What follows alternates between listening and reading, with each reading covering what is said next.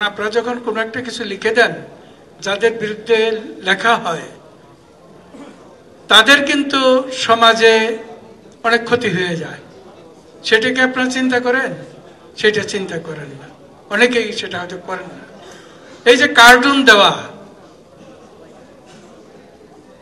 আইন তো সবার জন্য সমান, এইভাবে কার্টুন দেওয়া, যা আপনার কার্টুনটা যদি এইভাবে কেউ দেওয়া হয় তা আপনার কেমন লাগতে পারে?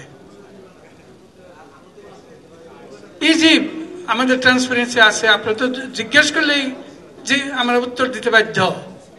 আমরা যদি আত্মগোপন করে থাকতাম, আমি একটা উদাহরণ দেই। পদ্মা সেতুতে কি হয়েছিল?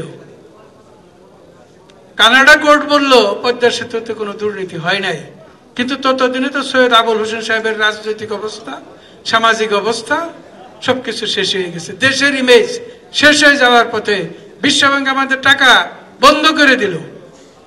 সেদিন তো মাননীয় প্রধানমন্ত্রী সাহস করে তিনি বলেছিলেন যে আমার নিজের টাকা দিয়ে আমি করবো, সেটা করেছেন, তিনি দেখিয়েছেন। মালয়েশিয়া বন্ধ ছিল 8 বছর, মাননীয় প্রধানমন্ত্রী ঐকান্তিক চেষ্টায় সেটা খুলেছে। প্রথমবার 3 লক্ষ অবৈধ কর্মীকে উনি মালয়েশিয়া গভর্নমেন্টকে রিকোয়েস্ট করে বৈধ করার ব্যবস্থা করেছেন।